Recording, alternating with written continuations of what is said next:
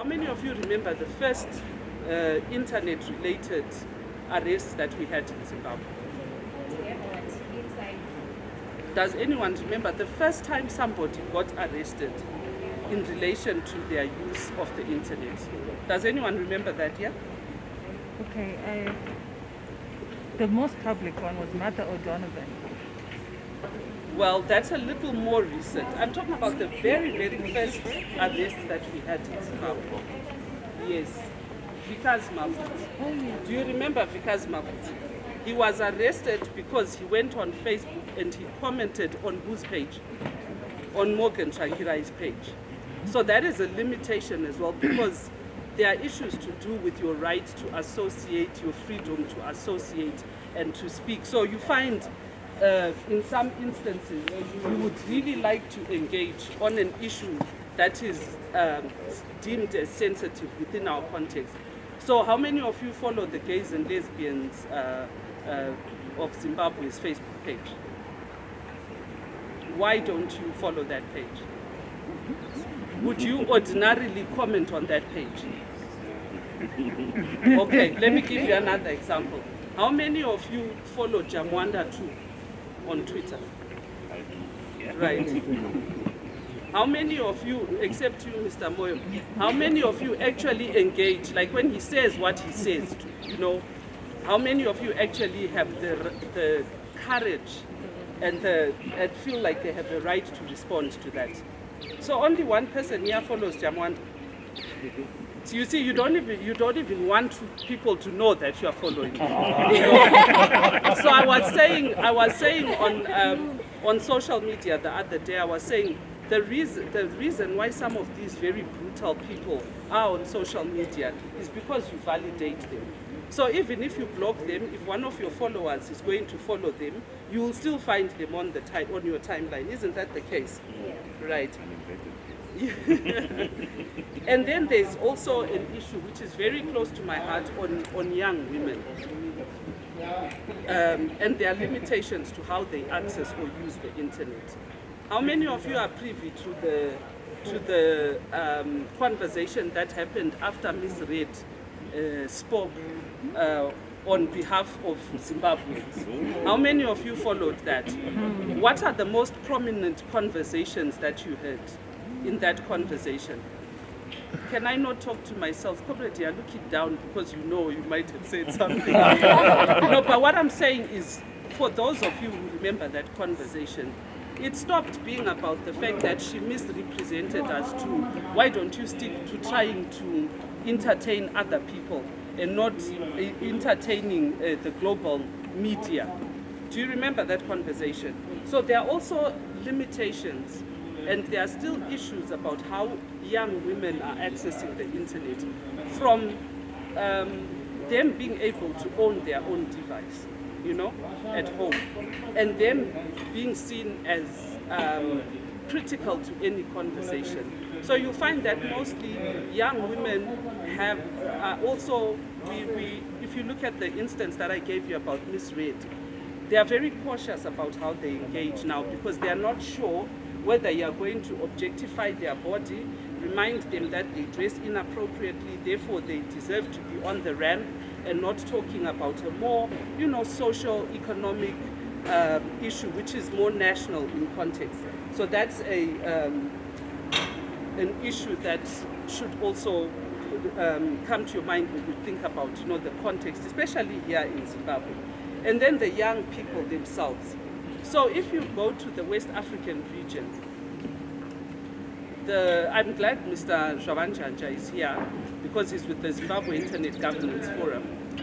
How many times, Mr. Shravanjanja, do you have young people, because I spoke about young people and the amount of space they occupy in the digital environment, you find that there's very, very little participation by the youth, and yet they can actually inform you more about the dangers of being online, what it means not to be able to speak, what their challenges are in terms of, you know, just accessing internet, you know, just because they rely on their parents.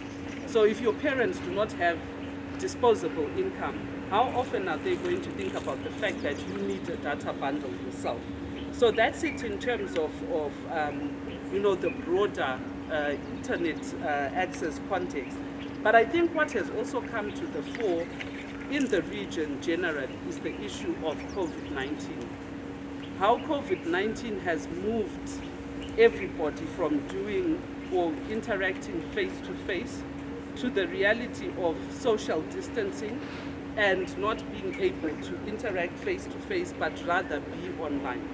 So there have been quite a number of issues that have come up in relation to whether or not people are able to, to express themselves freely, to actually access the internet, to be able to remain private citizens within any context. But I'm now going to move on to the broader conversation on how the internet actually works. So for you to understand the broader internet governance issues, you need to also understand that the minute that you are connected onto the internet with your individual device, you go through a lot of processes or have to go through some layers of the internet. So the first one is the physical layer. And the physical layer immediately, so when I talk about the physical layer or physical aspects that relate to the internet or you accessing the internet, what immediately comes to your mind?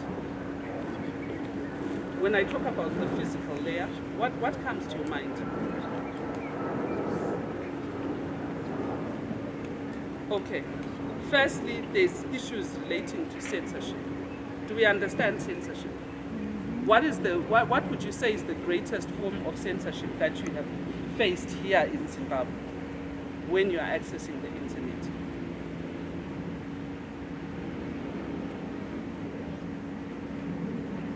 I'm actually not used to interacting with the crowd that doesn't interact with me. So if I'm saying surveillance or censorship, what is it that comes to your mind within the Zimbabwean context? Yes? I think whatever you do on the internet is monitored. It's monitored? It's monitored. So So when we're talking about monitoring, what are we talking about exactly? Who is monitoring and how are they monitoring? Okay, someone says the state, but because remember we're talking about more physical issues relating to the internet. So you are looking at the fact that in Zimbabwe, you've got a law like the Interception of Communications Act, which is the one that ensures that everybody who's running a public network, they are registered. Does anyone know what it is exactly that law says in terms of monitoring? What is it that has been put in place?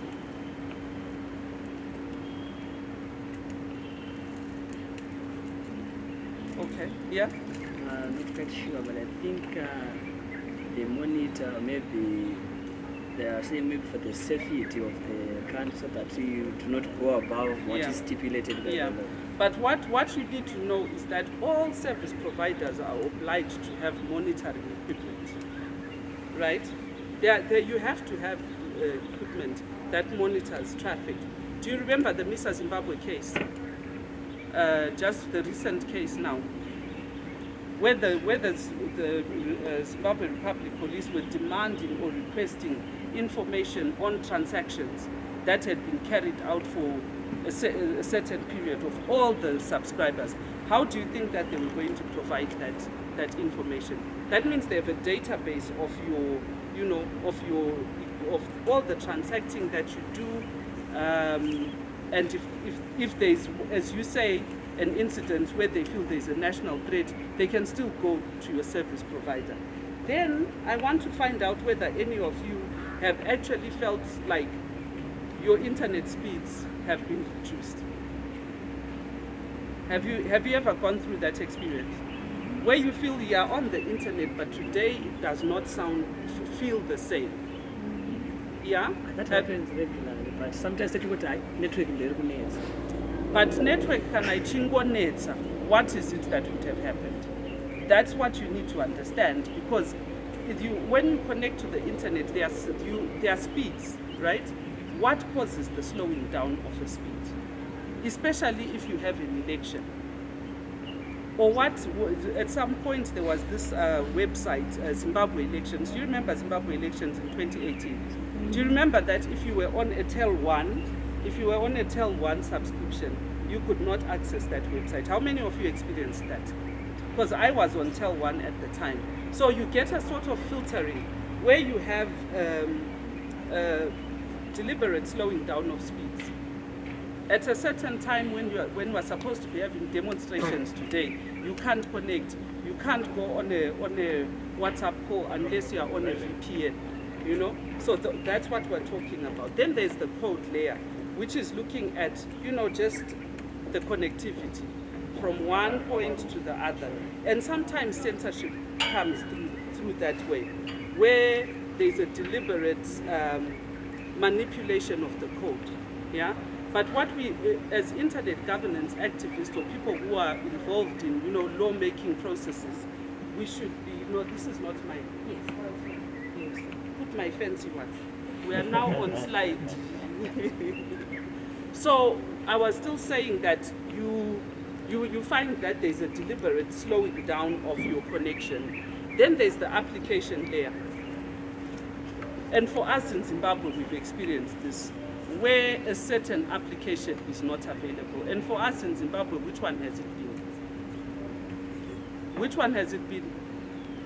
WhatsApp. Has Facebook gone down before? It's largely been WhatsApp. Most of our interruptions or censorship of our internet have targeted WhatsApp, because WhatsApp is the internet. Remember the story I told you at the beginning? It's the internet for us in Zimbabwe. Our service providers give us a special data bundle for you to be able to access WhatsApp. So people don't actually understand or feel the utilitarian value of the internet because they are restricted to WhatsApp, and this is based on their income, right? Then there is the content layer, and I see there are journalists here as well. There are levels of censorship that happen at content level. Does anyone want to attempt to tell me how that censorship comes about? So you produce something and you put it on a website. How can it be censored or filtered? Hate speech. When someone immediately tells you this is trash, you are Ndebele, what can you tell us? You came to Harare in 2007. You come from a minority tribe. You can't tell us anything, right? Then there's also things around copyright. If someone takes your article and republishes it on their website, especially these very popular websites, they can draw traffic to their own platforms using your content without actually acknowledging it. And immediately what came to my mind is a recent occurrence with John Masu, who posted something on Facebook, and then it was taken by Sly Media, and they republished it on their Facebook as well. So you are also thinking about the content that you are producing on your Facebook page as an organization and sharing it. What rights do you have to it? And then there's also the criminalization of expression. You write something and you publish it, and then it's deemed legal. Yes, but it's small. And then it's deemed criminal. You've published something that doesn't actually go along with the state, or you have offended someone. They'll throw in defamation there.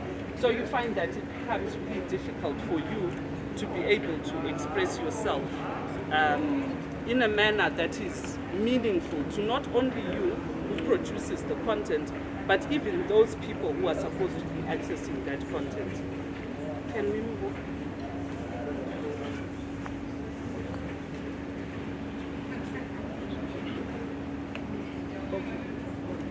Okay. But so why is internet governance important for us? Because so I've got two columns there. The first one is about how the internet can empower you, and then the second one is on how the internet can be used to control and undermine rights. Why do I keep emphasizing the issue of rights in this conversation? Because this whole conversation we're having about about internet governance, or how our use of the internet, or how people are licensed to give us access to the internet is important, is because there is a belief that the rights that we have when we're offline, they should be the same rights that we exercise online.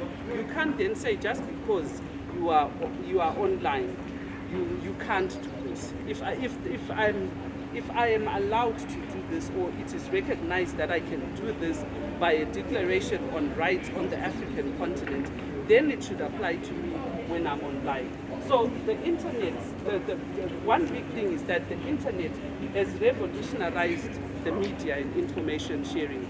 So in my background as a journalist also, I know that most of the African governments, and especially the Zimbabwean government, has continued to have control over what we call the mainstream media, which is your print media and your broadcasting media.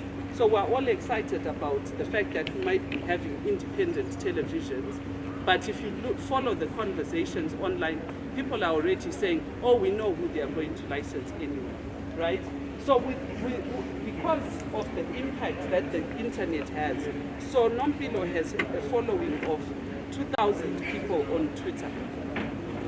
And each of those people have their own followers. So what it means is that the minute somebody retweets what Nompilo has said, their audience can see it. So it has become news. Huh? And if you get something on your WhatsApp platform and share it, or on WhatsApp from someone and share it, it becomes ubiquitous. How many of us normally receive one message 10 times or one image 10 times? So now you are going through your media, you are seeing this horrendous picture that you've seen from 9 o'clock till you go to bed, it's 10 p.m., right? But with the fact that the media has been revolutionized, or the way you communicate has been revolutionized, there are now new forms of censorship, and we just spoke about them to say there's that physical layer, there's the content layer, and those have come up because of the fact that the internet has made the media much, much more difficult for governments to control it. And then it also presents new ways of organizing ourselves.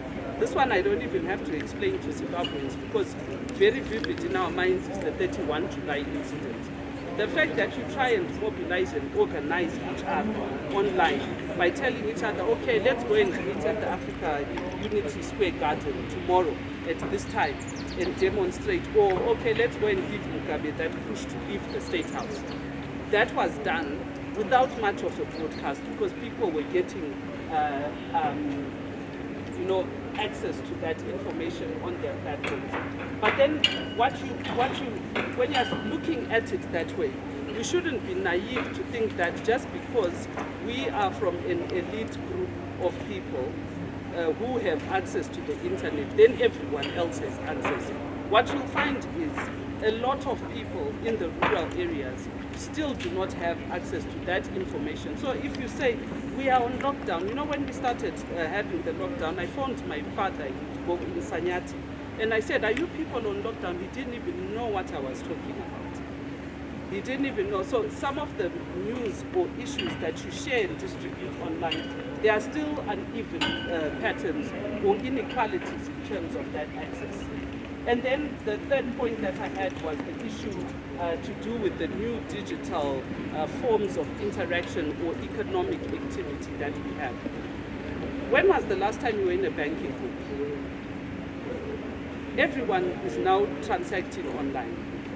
Whether you are purchasing your electricity, whether you want to make a transfer to somebody of money, that is also a significant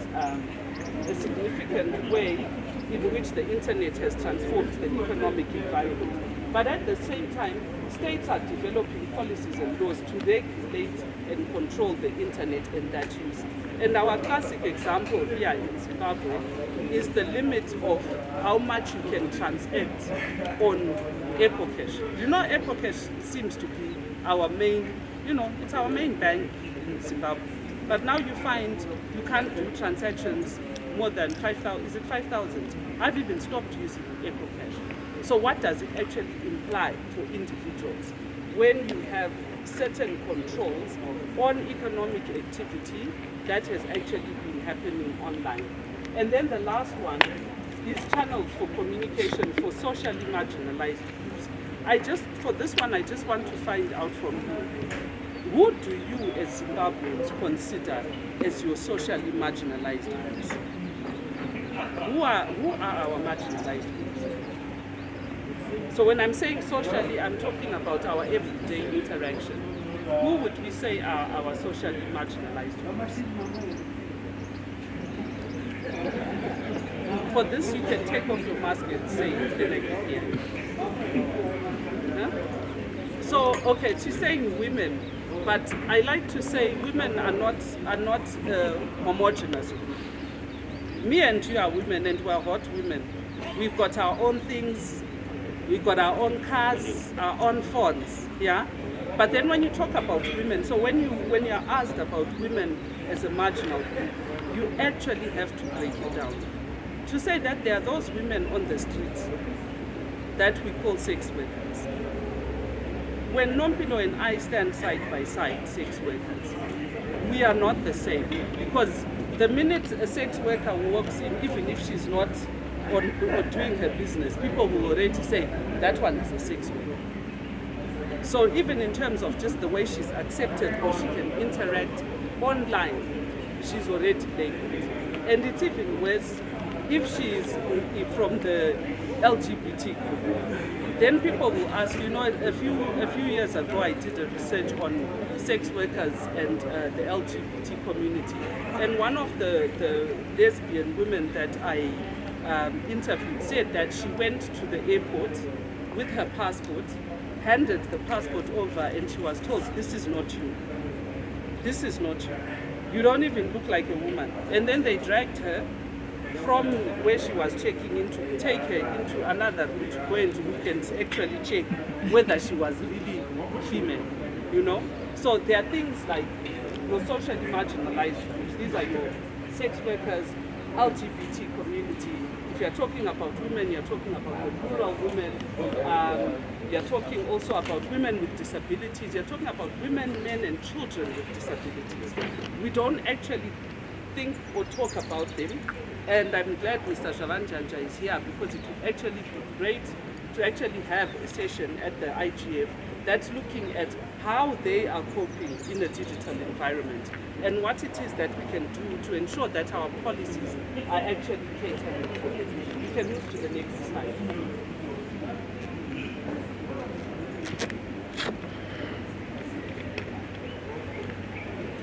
So, I've been talking about rights.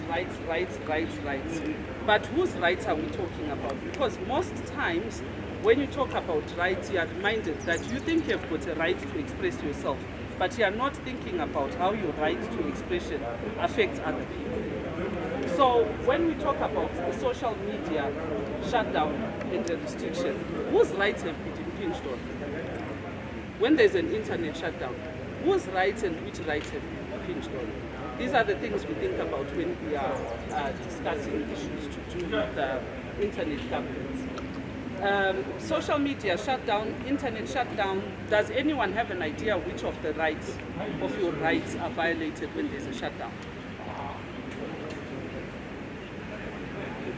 Shutdown, if the internet is shut down, okay, never mind the fact that your rights to speak to your girlfriend are done, but which exactly are the rights that are affected? Your rights to freedom of expression, right? Your rights to associate. You want to know what's happening at a certain place, yeah?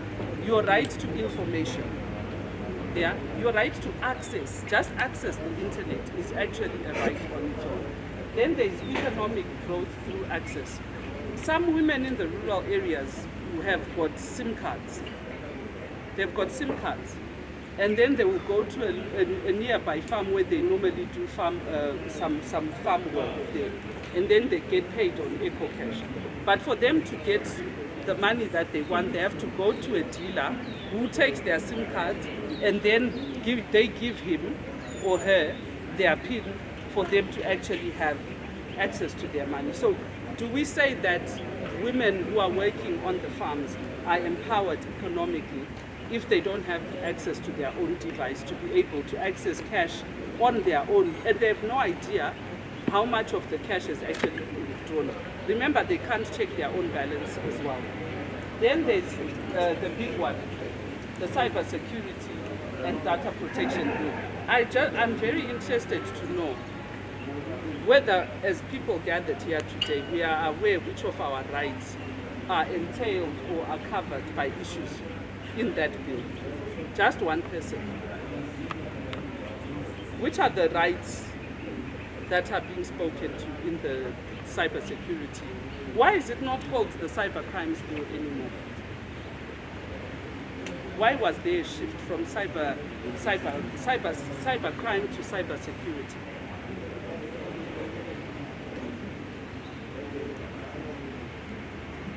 Do we know? Do we want to attempt? So yes? Because it wasn't regarded as a crime per se. In fact, it's not a criminal activity, so they say it's more of like a civil. It's more civil. Okay. So let me just also explain. Does anyone else want to try? Trying to run away from civil. No, you should speak. Since we are the conveners. It's fine, you can speak. So now, if we look at the bill now, it says cyber security and data protection, because it sort of includes a more broader focus on the right to privacy.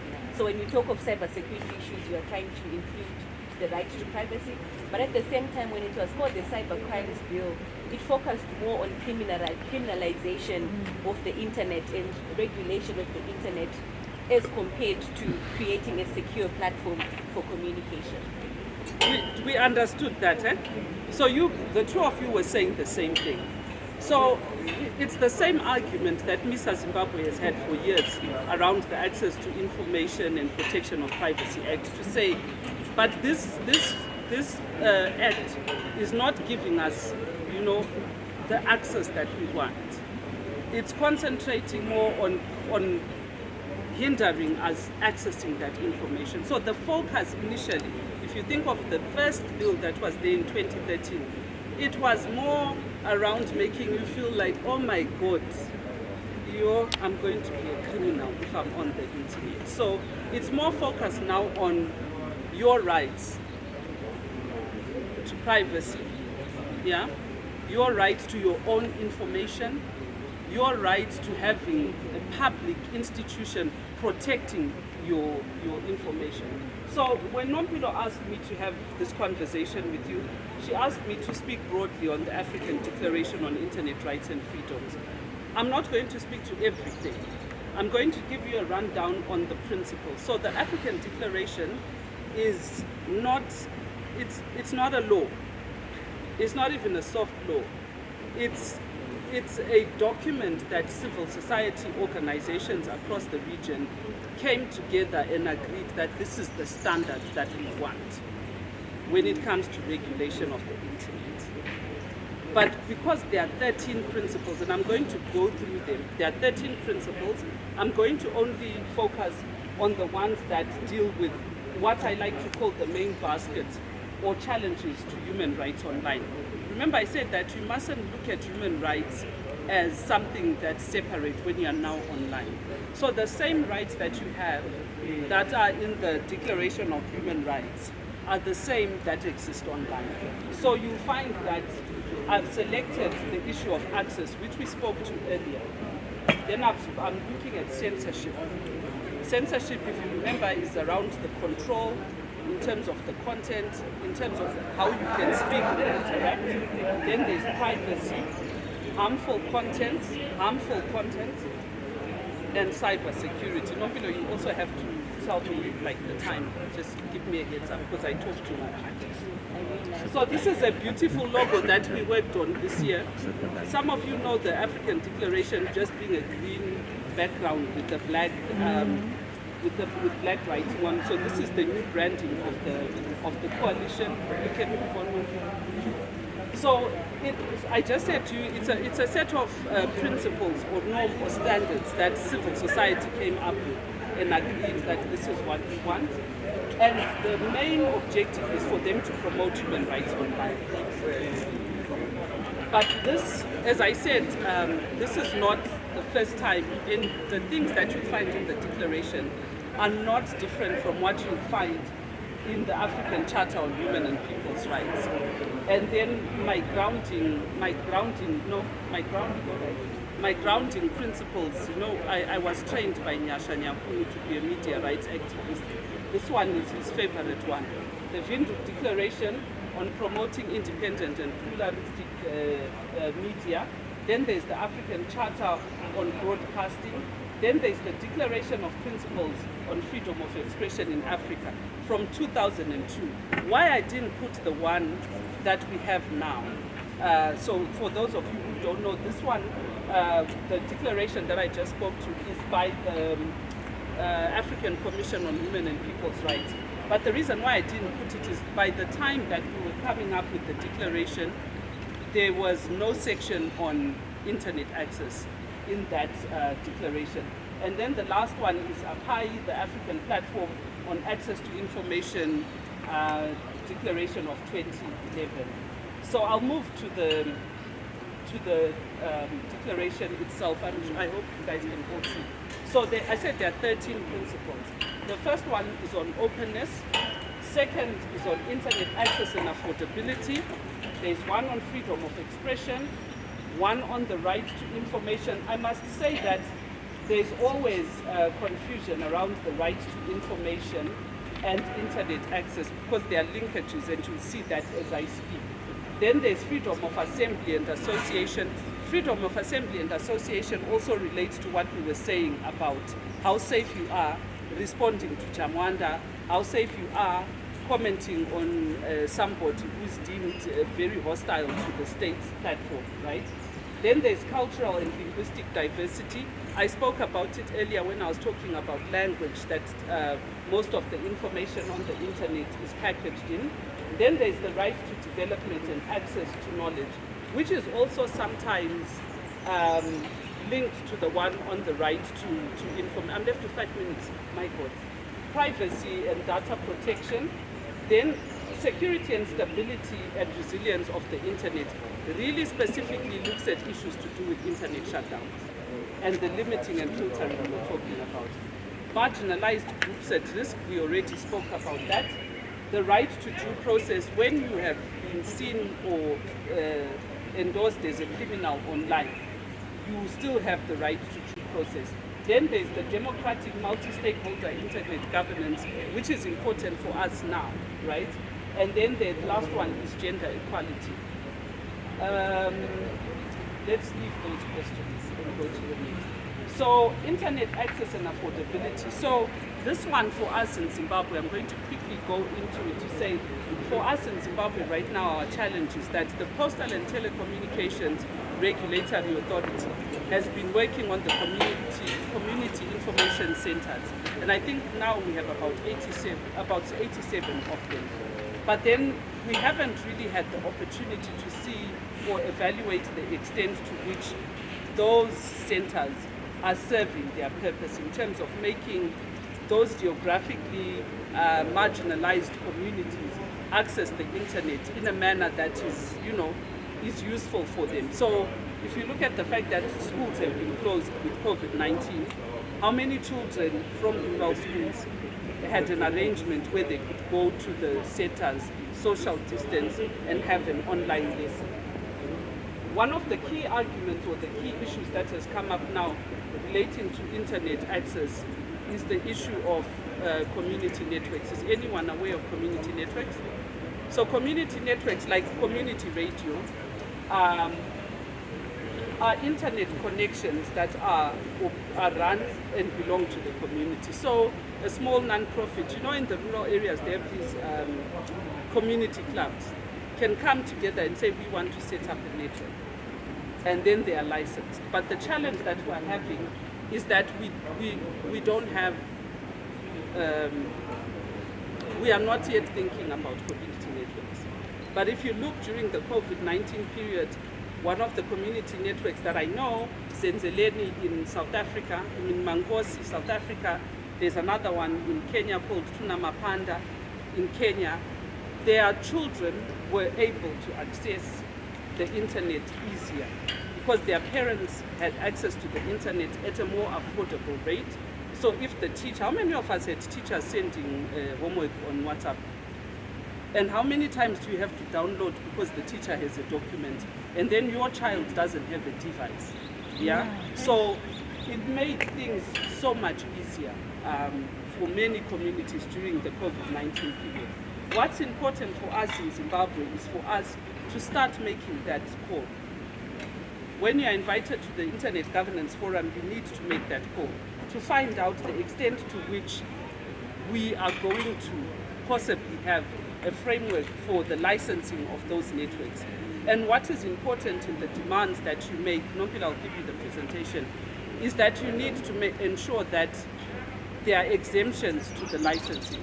You know how bureaucratic it is to actually get anything registered in this country. Now, if you want to have a rural community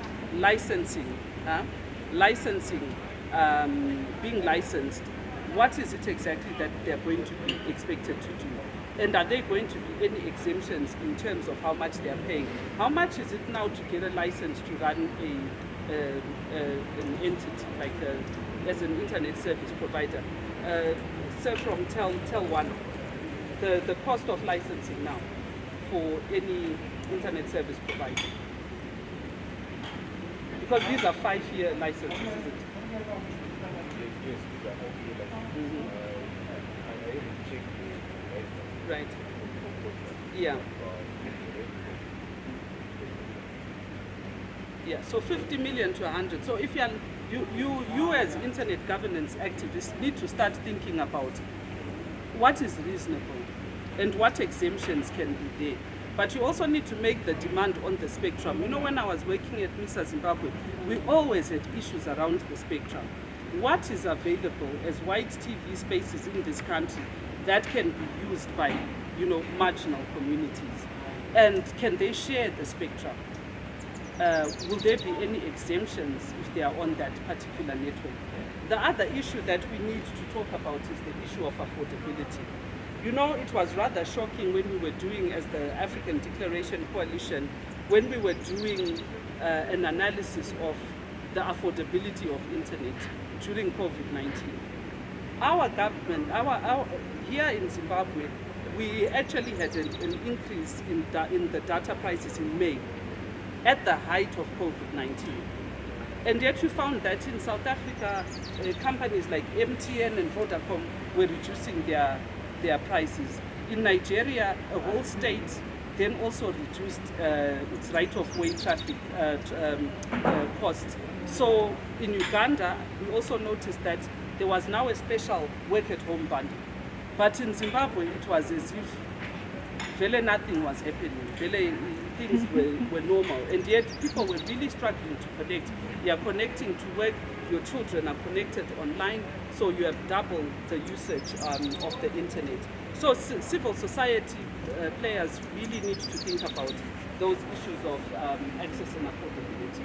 If you can move to the next one, move to the next one. Next one, freedom of expression. Tabani spoke to this a little earlier, so I won't get into it much.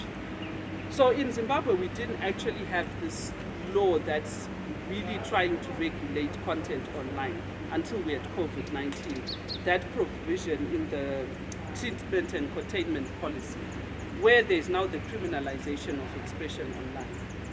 And I think for us within the internet governance circles, we already need to start thinking about how we are going to deal with those issues and what campaign we should actually be running in relation to the regulation of content online. And I think that the best way to deal with it is to tackle and be honest around the issues and what we require of what we call our intermediaries and who is responsible for what is deemed to be misinformation online. So we need to start thinking or framing our conversations around what is ideal policy for us. And it involves us looking at the current defamation laws that we've got in place, also the penal code, the Criminal Codification and Reform Act, and then possibly, because COVID-19 is still with us, to look at the reality of what it implies that we already have a statutory instrument that wants to be dealing with COVID-19 itself. I won't get into the more political aspects about misinformation and the recent arrests that we've had, but this is why this is important. If you can move, I think the last one I'll do is privacy and personal data protection. So this one here is important for us because of the cyber crimes, the cyber security bill that we have at the moment.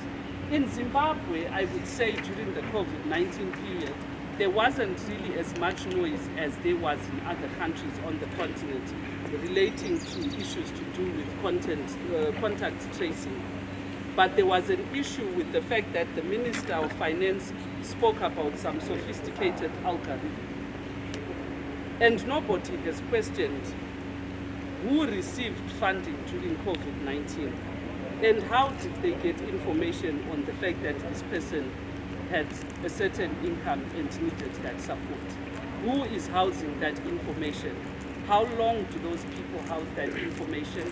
And when it's time to dispose of the information, how do they dispose of it? How long?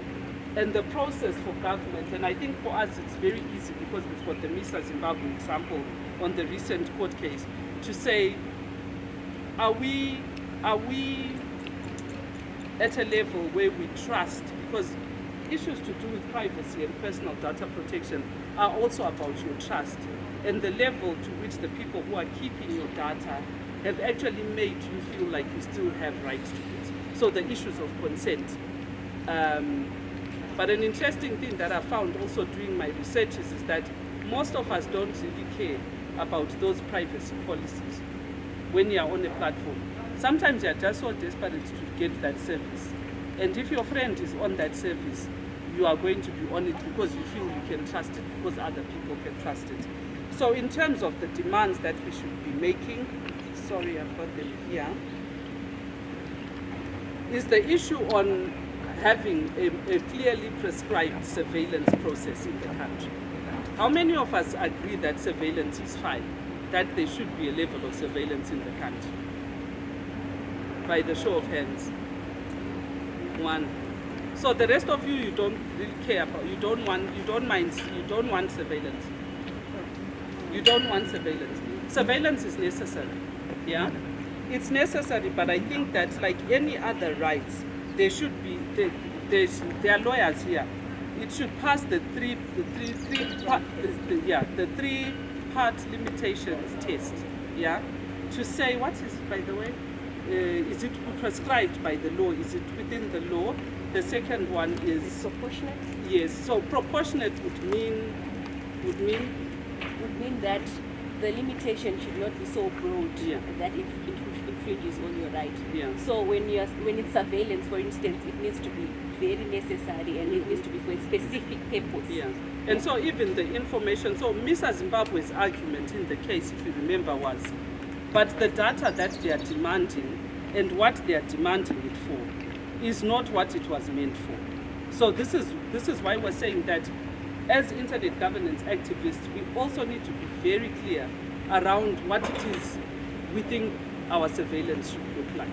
So I'm not going to go any further because I was given the flag for 5 minutes, but then I'll share the presentation and the recommendations for everyone to then just look at.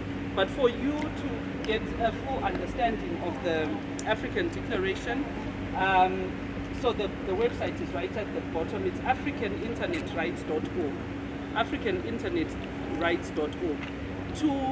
To look and to understand how the principles work, you need to go to the section on the actual principles. So you click on the section written declaration, and then as you click on each of the principles, you have to look at the application.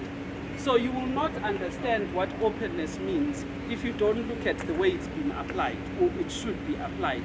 And then at the bottom, you will also find resources of how other internet governance activists have actually used or worked on that principle.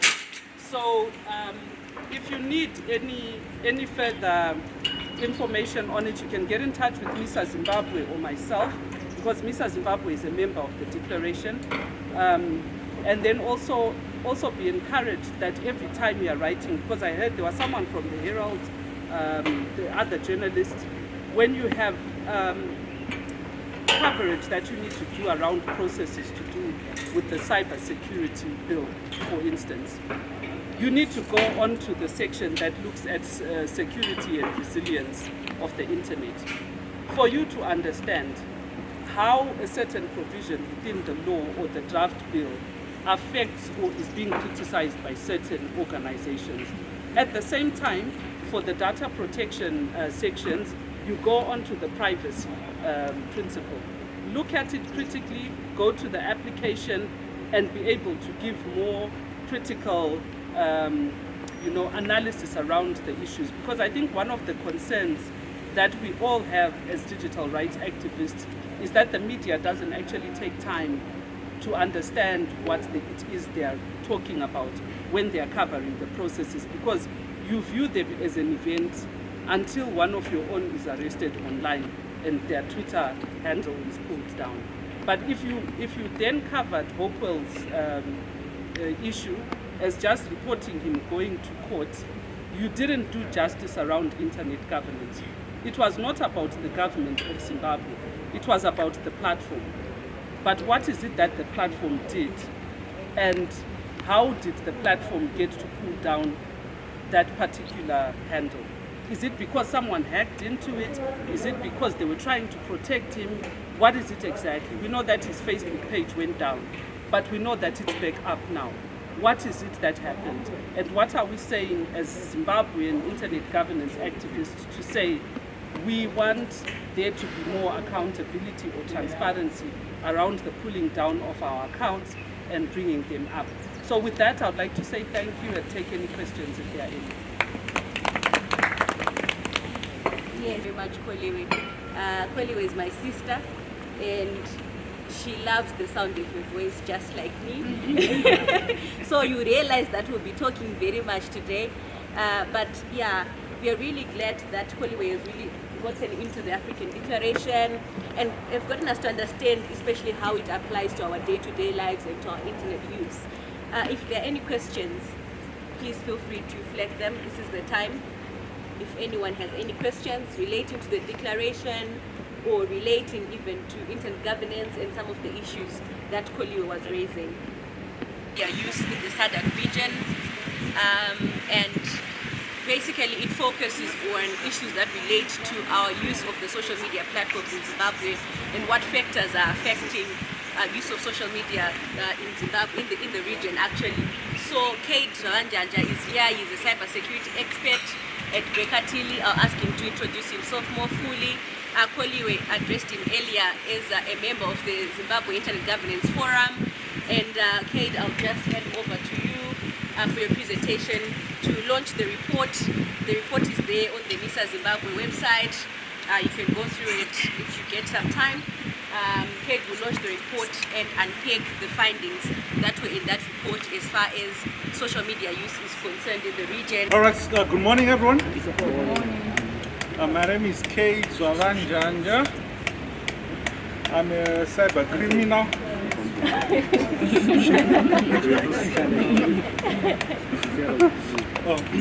I specialize in cyber security and cyber crime. I'm with Baker Till, I'm the director there in terms of cyber security and cyber crime. So what I'll do, MISA commissioned a study, a research, which was entitled An Analysis of Social Media Used in SADC Region. That is for the period 2014 to 2020. So what I'll do with this presentation will be threefolded. One, I'll look at a whole bunch of numbers, which I'll do very fast for the details go to the reports. And then I'll look at the recommendations and key findings from that report, and I'll do a conclusion. I must be able to do that in the next 30 minutes. I'll do that using two stories. This is the first story. How many of us know that thing? Yes, Yes, Golia. it's a rat trap. A rat trap. What's the difference between a rat and a mouse? What's the difference between a rat and a mouse? Yes, ma'am. You can eat a mouse. You can eat a mouse. Yeah, but you can't eat a rat. Okay. Yes? A rat still stays in households whilst a mouse stays in the bush. Don't behave like a mouse. Go on, so look around. Yes? Yeah, a mouse is light brown with white stomach. Then the rat is dark brown. And there's uniform color both on his top and on his Yeah, what I've just seen is one generation from you guys back to the farm, back to the roots, back to the farm. Because from the new generation, when you talk of a rat, that is a remote access Trojan. When you talk of a mouse, that is something else. But yes, we are talking of that rat and that mouse. So a story is told back there in Mondoro, where I come from. No, this is not a rat. Which I'll call. I wanted to throw a name, but it should have been.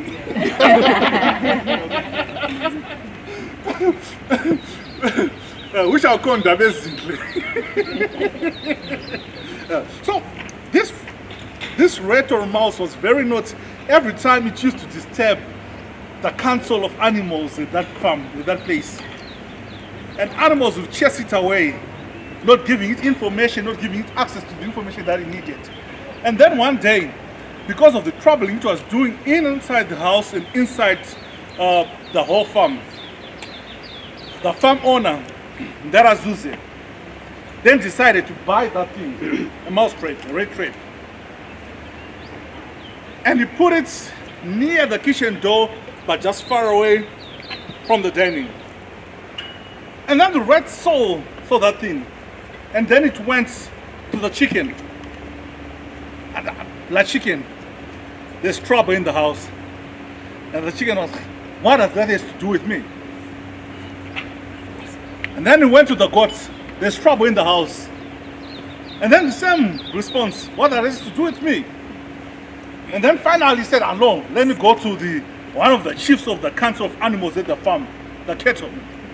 There is trouble in the house. There is a mouse trap there. They intend to kill me. And then they said, what that has to do with us? And it so happened, the week passed, no one was affected. 2 weeks passed, no one was affected. On the 3rd week, there was quite a night, like yesterday's night, where it was hot and cold, cold and hot, raining, not raining, confusing night.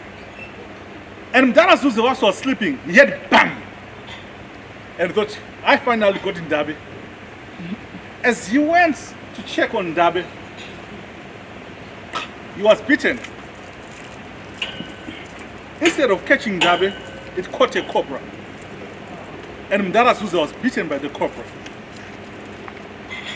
And Ndara Ndabe screams. And of course, you know how caring Mother Ndabe is. No, Mother Zuze is. She ran in and then she saw the belly down and then a cobra running away. Then the mother was like, what I need to do? He called the family, they took the Ndara Zuze to the clinic, nearby clinic. Whilst they're going to the nearby clinic, another one came and said, what happened? This and this happened. You was bitten by a snake. And then they advised, as you are going to the clinic, chicken soup is good for killing poison. Remember who was the first animal to be told of the story? Chicken. Who was the first to be killed? It was the chicken. Which was killed to make the chicken soup. Once the chicken soup is being made, Ndara Zuze is being taken to the hospital, to the clinic, he died on the way.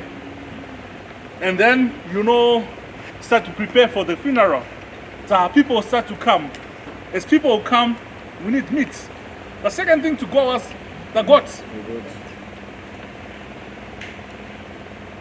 As the funeral progressed, because this was a big man like me, with a wealthy cave. And the next thing that died was the cow. Was the rat affected? Of course. his colleagues died. But with the colleagues, if the stakeholders had come together to resolve an issue of one of the key stakeholders within the farm community, all of them could still be alive. And how will the stakeholders supposed to have congregated and come together to discuss of the issue which may not have been directly affecting them all? These are some of the dilemmas we are seeing in multi-stakeholderism, where an issue is affecting a particular community and may not be directly hinging on the other community. For instance, an issue may be affecting civil society, but may be a profit center for the telecoms, the technical community, may be a national security issue for the government. But at the end of the day, if one of the stakeholders is affected within the community of stakeholders, all end up suffering. Henceforth, when we're talking of internet governance, when we're talking of cyber security, when we're talking of social media, what we then start to see is it's not an island on its own. And none of the stakeholders, none of the core pillars, none of the stockholders within that community can do it alone. And if they cannot do it alone, there is needs of all the stakeholders ensuring the fundamentals of the internet, that policies are there, regulations are there, human rights are observed. I will not get into detail in terms of human rights. That has been done by the first speaker and the second speaker who did that well. Henceforth, within these reports, we looked at 5 key things. 4 pillars: infrastructure, affordability, consumer readiness, and content and services. Of those 4 pillars, we split them into 16 dimensions, which dealt with network coverage, markets, mobile tariffs, basic skills, local relevance, availability. The whole slides, you see it within the actual report. And when we started to measure those things, how they affected social media. But key things that you start to see is, how do we define social media? Ma'am, what is social media? It's a platform where people socialize, but online. Platform socialize online. When you hear social media, what comes to your mind? WhatsApp, Facebook, Instagram, Snapchat, TikTok. Yes. But what we find is, all those things that she has mentioned, a number of international research.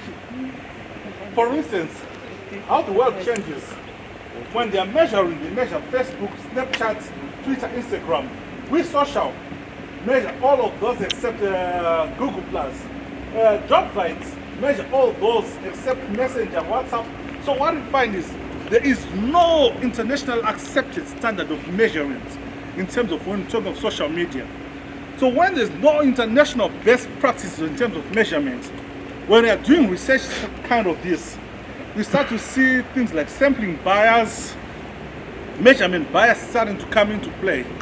Henceforth, because of those, you start now to use what we call in econometrics, instrumental variables. Within this report, our instrumental variable was Facebook. Why?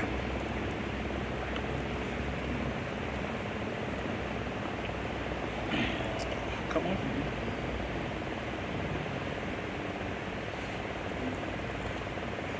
Because you start to see the numbers in terms of Facebook, without talking of WhatsApp per se, mainly in Africa at the moment, they're kind of reflective of the total amount of users within the social media sphere. Henceforth, when we are doing this measurement, we are using it as an indicator. It's not representative of the full users. Let's be clear there. We are using it as an instrumental variable. Why? Because we are avoiding things like whereby the correlation of these variables, where we have Facebook, Twitter, and other platforms giving a number which is larger than what's supposed to be. So what you see is, within Facebook itself, the numbers are not also accurate. For instance, within the past 3 years, you find of the accounts that have been removed from Facebook as fake accounts or as bots, they are ranging from 500 to close to 1 billion, which are not accustomed and given to a particular individual. You find the reports and the statistics within the actual documents. So we then moved on and said, okay, if the statistics are not reliable, can we tolerate that risk in terms of giving prescribed actual information? And we said, yes.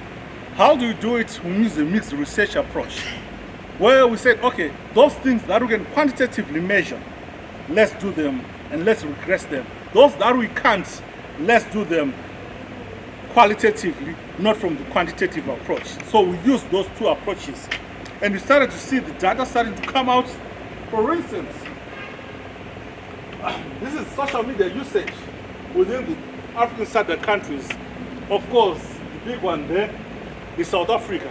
But what you see within the number of years, going up, going down, and changing. And this is Zimbabwe here. Why? Because of numbers seems like flat, and some years going up and going down. But there's a risk there, whereby saying, okay, if these numbers are going up in this particular area, because there's correlation, there's causality. Just because things are correlated, it doesn't necessarily translate to causality. I think we understand that. And also, in as much as there may be causality, there also may be reverse causality, whereby this factor which is affecting that variable there is also being affected by that variable. So to actually come with a measure of what is the actual cause, let's say, of increasing prices within Zimbabwe in the use, to get the actual static is very tricky. Let's move on. And we start to see now, in terms of penetration per country, there's still Zimbabwe, that's Seychelles, and South Africa is down there. Why some of those numbers? Because penetration, they're looking at the particular population, how that particular platform is used in there. And then start to say, okay, fine. What are the other factors which can actually affect or are affecting the penetration or the usability or the use or the adoption of social media within these countries? One of the major issues is the mobile broadband coverage. Within SADC, here, you see that compared to ECOWAS and EAC, there's law of terms of out of mobile broadband coverage, which is 38%, whereby this is also covered in there. And in terms of mobile internet services, it's actually also low at 23 there. What does that mean to what we are talking about? Remember our index we are using. We are looking at infrastructure. We are here, 34 and 38. But the global standard is at 58. Affordability, 38 and 38.8. Global standard or the global average is at 54. Consumer readiness, 48. Global standard, 67. Content, 27. Global standard, 53. For some reason, on all the parameters within the index, whilst others are going up, we are kind of remaining below the average. Why are some of the issues why you are remaining below the average? One, it's also in terms of use. What we are using the internet for. Secondly, the distribution in terms of that use. Who is using the internet and what are they using it for? In terms of age categories. And also, some of the barriers which has been seen, cost of equipment, cost of services, need of internet, availability of internet. Then moving on, I'm trying to do this in 30 minutes. You'll find within 3 sampled countries, South Africa, Mozambique, and Lesotho, cost of equipment for Mozambique is contributing to 61% of them not using, do not need internet, most say they need it. Access, not a major issue. But the major issue there is cost. Where is the cost coming from? Mainly within the region itself, taxation. We have those mobile or telecom specific taxes. For instance, licensing, spectrum, universal obligations, variable license fee, and variable spectrum fees, and these others are universal.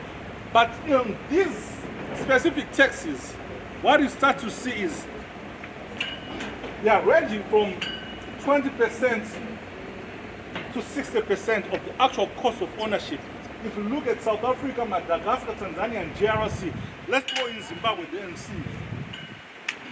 On Zimbabwe, if you come here, you see the VAT on handsets, what is contributing about 50% of the actual total cost of ownership in Zimbabwe.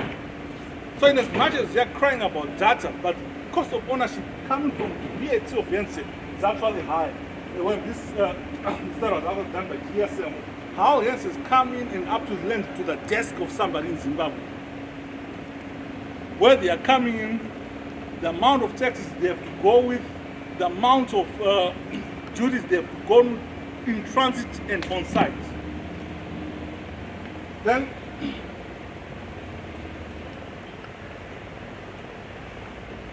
this now reflects the total cost of ownership based on the taxation issue we are talking about.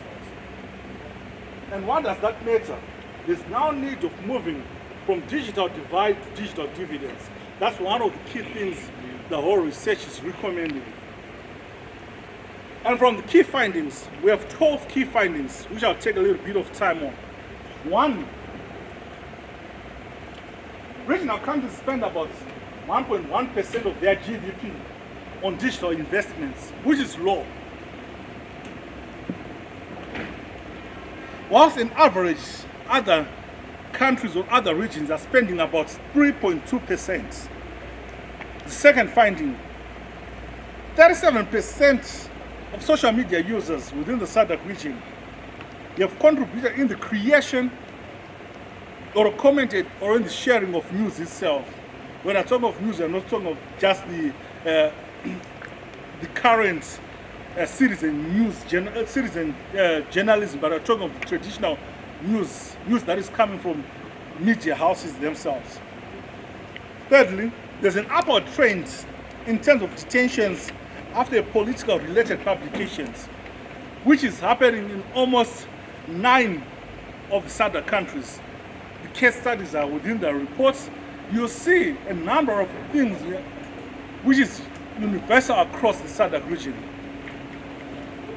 Commentary on social media a number of times is leading to political detentions. That is a trend which is growing. 2, so for social media interruptions through internet disruptions is starting to become a trend where we are shutting down the internet within the region itself. 5, citizen journalism is on the high. I'll not put more time there. 6, issues of surveillance. Surveillance is growing, the tools are growing, the technologies are growing, and the easiness of doing surveillance is actually also on the high. You find from the report there are a number of case studies of how surveillance has been used, where it has been used, and what were the repercussions of using that particular surveillance.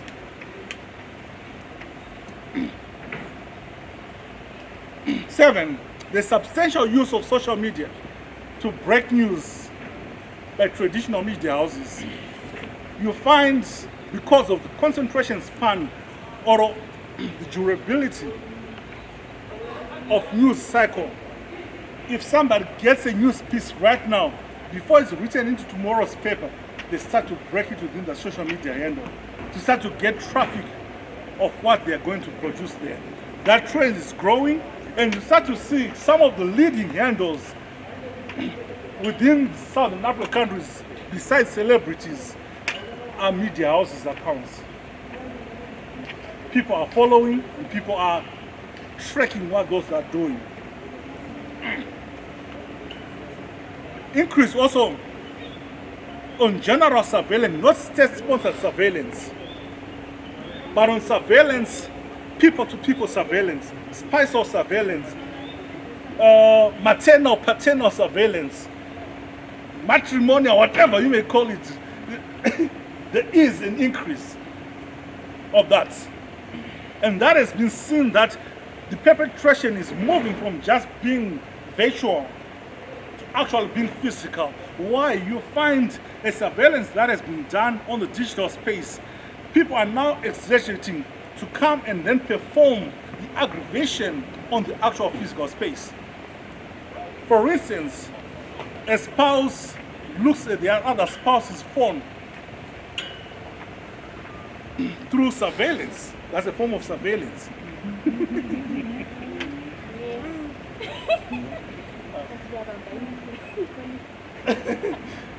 According to the laws of Zimbabwe, without authorization, a spouse cannot look on the other spouse's phone. According to the laws. So when somebody says, okay, whatever the spouse is, male or female or a male, or both, they then look and then sneak on the other person's phone. They say, this one's actually chatting with XYZ. And then when they come back, they stop them. So we are seeing a movement from the digital space to the physical space. And also what we are starting to see is in issues of cyberbullying, whereby those who are usually bullied in the physical space are transforming to be the bullies in the cyberspace. When in the physical space, it's are usually the bullies. When now in the cyberspace, they're not calling you a dog or a bully. I'm saying in terms of physical stature. So what we find is surveillance is not just happening at state level. Primary school children are trolling others on social media, are surveilling others per se. What are they doing? What are they posting? And then, in the sense of penetration, penetration is growing within the region itself. And coming to politics, because you can't talk of governance without how those who govern are put into the governance places. You find many political parties are now adopting and using social media as a platform. And within the SADC region, there has been a lot of talk within parties. That is 25 minutes now. So I'm left with 5 minutes. There's a lot of being talk from the ruling opposition parties to B parties in terms of how they direct their membership on how to use and what not to do on social media. That has been documented. How that is important is showing the influence and the impact of social media on politics itself. If it was that telling that as a counterfactual with America, then you have to look at things like Cambridge Analytica case, so forth, but that was beyond the scope of this discussion. Because we're mainly looking at the case studies within the region. Then, an increased presence of social media, of political parties on social media. Let's take a case study of Zimbabwe. We have those who will be pushing that way and those who will be pushing that way. Whatever their names are called. And then there is now a significant increase in what we are calling cyber troops. Organized entities pursuing a particular agenda for misinformation, misdirection, information manipulation, and information creation for the sake of it being truth or factual, whilst it's not. Creation of fake news, and also creation and setting up social and political agendas. From the commercial part, political part, even the scientific part.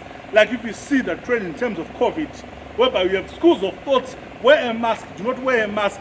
It's, the close down was needed, the close down was not needed. Just looking at those data, you will not be able to come to an actual conclusion. Why? Because it's too polarized.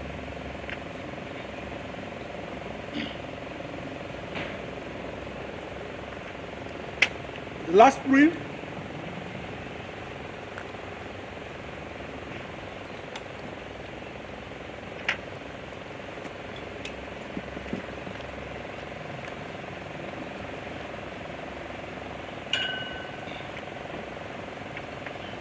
Africa remains the only continent where the digital gender divide has widened since the time which was looked for in this research. Other continents, the digital divide is kind of closing, but in Africa it's widening. Some of the reasons could be issues of the patriarchal system. There could be issues of income disparities. There could be lack of supporting policies. It could be lack of political will. It could be actual issues of religion, because most of the religions found in Africa, Christianity and Muslim, and even African traditional, those are patriarchal religions from their base and their nature. It could be. Remember, I'm saying it could be. Why? I do not have empirical data to support that. But from the analysis of the trends and seeing what's happening, it could be that. But this research didn't measure that. Are we there together? Yeah, I was not Mr. Zohanja just said it. I said it could be. What are the key recommendations?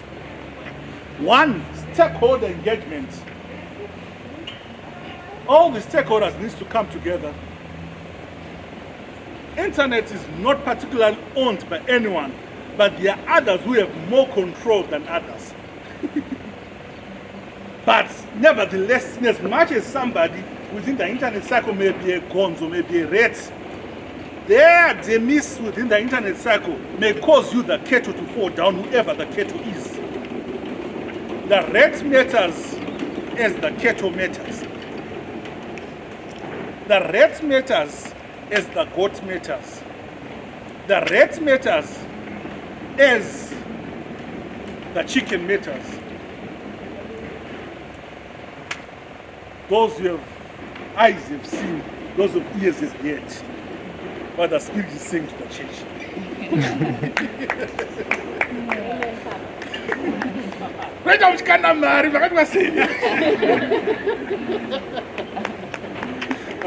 So, what do you find, whatever arm of states you are coming from, whatever stakeholder group you are coming from, whatever happens within the other stakeholder group, there's a direct impact on what you do as a stakeholder group or as an office. Two, the increase in digital divide, mainly the gender digital divide, needs to be worked on. We can't just have minorities being second-class citizens.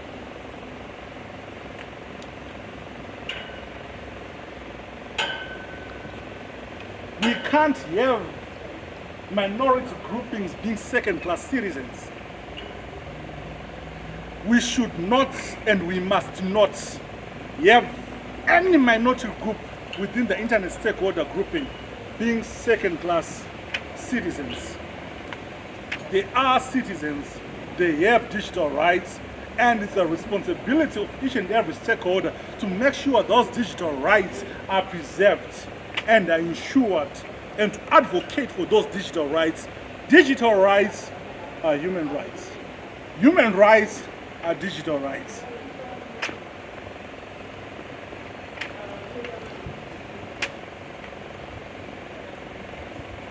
Digital rights are human rights. If there's anything you get from this, is that whatever I've said, you may choose to keep it or not to, but remember, digital rights are human rights. You cannot talk of human rights without talking of digital rights. You cannot separate digital rights from the actual human rights. 3, awareness and training is needed. 4, advocates through litigation.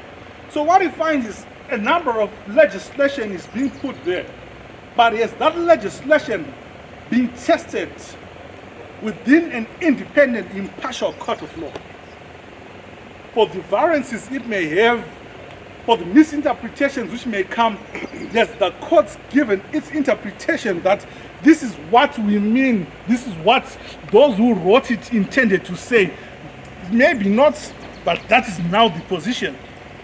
Are we creating enough precedents, jurisprudence, case law within the African region that when we are saying we are dealing with these cases, this is what we mean as a people? Because law is not associated, is not split away from the community itself. It's a pillar of the community. And the interpretation of it thereof, it should be a reflection of what the community is endeavoring to be, is, and was. All those 3 parts of the human living. To be, is, was. 3 more slides.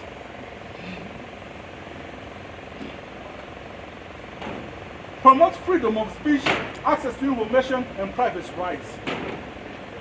Stakeholder engagement in advocates, especially on illegal arrests. There should be freedom after posting. In as much as they should be preserving of other people's rights before posting. It should be a balance. Respect other people's rights before posting. When we say people, we mean persons, living or illegal persons. So if we expect and they expect, it should be a mutually agreeable norm that before I post, I also respect other people's rights. Henceforth, I expect, even if I do not respect, I expect mine also to be respected. Because if I'm not a respecter, it doesn't mean I should not be respected. Just me who's not a respecter.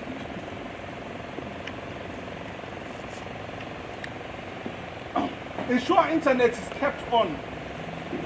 As SADC, as a region, let's keep internet on for whatever reason. Let's try to deal with the issues, but let's keep the internet on. While once we switch it on, off, we are infringing our economic rights as a nation. We are infringing our political rights as a nation. We are attacking the core roots of democracy, which are people themselves, what they think, what they aspire to be, and how they aspire to be. So if we do not keep it on, and we do not ensure that it's kept on, it may not be eventually the best route for the countries within the SADC region. Advocate for responsible use. For every offer that you are given, for every right that you are given, comes with the responsibility. There is no right without responsibility. And make sure, in as much as we are pushing for rights of the people, we are also teaching the personas their responsibility to ensure those rights themselves. Promote responsible citizen journalism through social media. We have in that advent of fake news, cyber trolls, cyber bulls, deep fakes, but we need responsible use. This is my concluding slide. Ladies and gentlemen, after all has been said and all has been done, there is opportunity and there is a threat of social media. Don't I look like Lady Justice?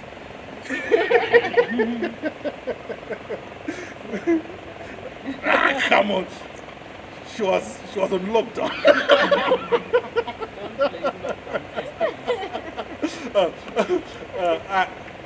Lady Justice, that lady usually see on courts, those who do not know, so that will get you into the joke.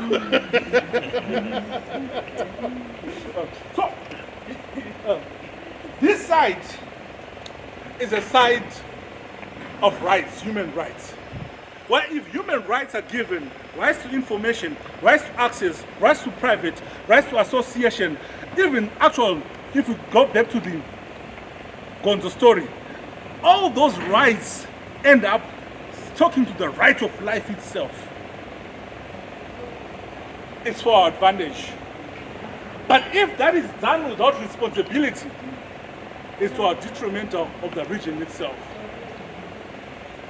Henceforth, whatever right is given within the social media, it has to come with responsibility. All the stakeholders need to come together to ensure the rights and the responsibilities are kept and are followed. Without that, we'll keep on having a polarized society. What I have seen, Kolio, an interesting thing.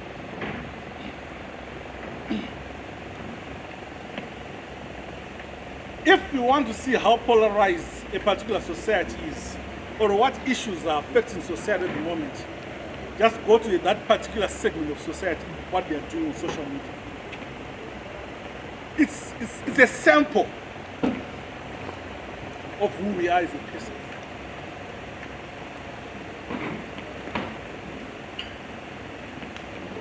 It's not isolated from who we are. It's a reflection of who we are. If I cannot tolerate here, online, I cannot tolerate it in physical form. Yes, I can marry it in physical form and smile, but in as much as I cannot tolerate it on a fake handle, and in as much as she cannot tolerate me on a fake handle, I'm not saying use fake handles. This is my comrade, so I can use it as an example, and she will not take offense. That is the same reflection of the actual society. The digital divide we are seeing in terms of economics is the reflection of the full society of SADC. The gender divide we are seeing on the use of the internet is a reflection of the gender divide on the actual physical space. The geographical divide we are seeing there is actually a reflection of the geographical divide whereby the rural areas are not accessing more than urban areas. So whatever you are seeing on the digital space, it's a reflection of who we are as a person. If we do not like what we are seeing there, we do not like what we are as a person. And it's up to you, me, those who are at home, to change it. Thank you very much.